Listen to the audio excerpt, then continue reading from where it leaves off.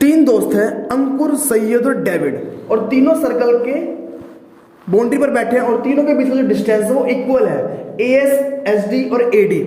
ए का मतलब अंकुर, एस का मतलब सैयद, डी का मतलब डेविड, और जो इसमें रेडियस दे रखी है ओ से ए वो है 20 सेंटीमीटर। इसमें फाइंड करना है कि जो तीनों बैठे हैं कितनी कितनी दूरी पर बैठे हैं, इनके बीच का डिस्टेंस हमें बताना है। क्वेश्चन को ध्यान से देखना, बहुत ही आसान क्वेश्चन है। तो दोस्तों मैंने इस पर एक पॉइंट ले लिया, एसडी पर एक पॉइंट ले लिया एम। जो एम मैंने पॉइंट लिया है वो एसडी को दो बराबर भागों में बांट रहा है, यानी कि मैं कह सकता हूं जो हमारा एस एम है वो एम डी के बराबर है, क्योंकि हमारी तीनों साइड जो वो इक्वल है, तीनों साइड मेरी इक्वल है, तो मैं तीनों साइड को एक ही नाम से भी बोल सकता हूं, क्योंकि तीनों साइड मेरी क्या थी, इक्वल थी। और मेरे प्यारे बहन भाइयों, अगर कोई ट्रायंगल सर्कल के अंदर होता तो उसमें एक प्रॉपर्टी लगती है, वो क्या है कि जो हमारी ऊपर वाली लेंथ होती है सेंटर से ऊपर तक की, और जो सेंटर से नीचे तक की लाइन पर टच करती है वो 2:1 में होती है। इसका मतलब कैसे मैं लिख सकता हूं कि जो हमारा एओ रेशो ओ एम है वो 2:1 में होगा। यानी अगर ऊपर की वैल्यू मेरे पास अगर 20 है, 2 की वैल्यू अगर मेरे पास 20 है, तो 1 की वैल्यू कितनी होगी मेरे पास, 10 होगी। तो नीचे की वैल्यू बिना कुछ करे कितने आ गई, 10 सेंटीमीटर। ठीक है, याद रखना। अब बात करते हैं हम इस वाले ट्रायंगल की। इन ट्रायंगल क्या नाम है इसका, AMD। In triangle AMD। Pythagoras पढ़ी आपने, पाइथागोरस फिर से लगाते हैं यहां पर। हाइपोटेनस का स्क्वायर, परपेंडिकुलर का स्क्वायर और बेस का स्क्वायर। हाइपोटेनस हमारे पास कुछ है ही नहीं, तो इसकी वैल्यू हम AD ऐसा कैसे लिखेंगे।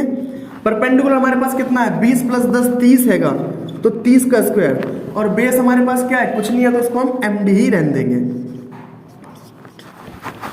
ठीक है, AD हमारे पास कुछ नहीं है, लेकिन हम यहां से एक चीज निकाल सकते हैं। क्या मैंने कही थी कि ये जो AD है और ये जो SD है दोनों बराबर है, और SD का मैंने जब आधा करा था SM बराबर MD, तो ये आधा जो होगा ये किसका आधा है, ये SD का आधा है, और SD मेरा किसके बराबर था, AD के बराबर था। क्या मैं SD को AD भी तो लिख सकता हूं, तो मैं समझ में नहीं आ रहा होगा कि क्या बोल दिया है।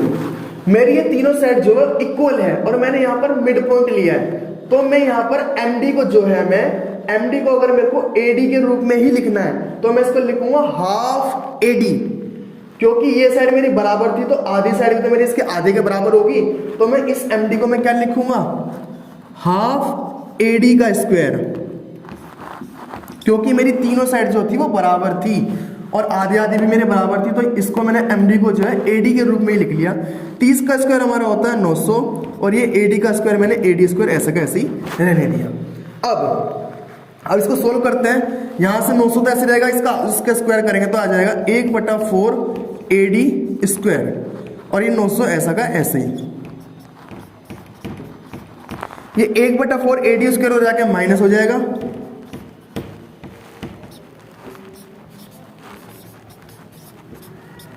और 900 ऐसा का ऐसे ही आएगा।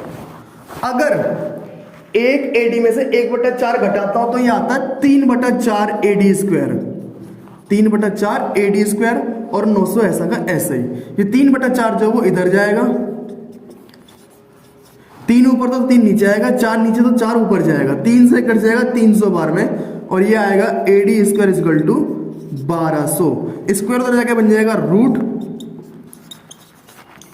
और 1200 अगर मैं रूट से निकाल लूंगा तो कितनी वैल्यू आ जाएगी, ये आ जाएगी वैल्यू 4, और ये 20√3, और यही हमारा आंसर है। यहां से तक का डिस्टेंस कितना है, 20√3, तो ये भी 20√3 होगा और ये भी 20√3 होगा। तीनों के बीच का डिस्टेंस निकालना था, वो आ चुका और वो यही है। ठीक है।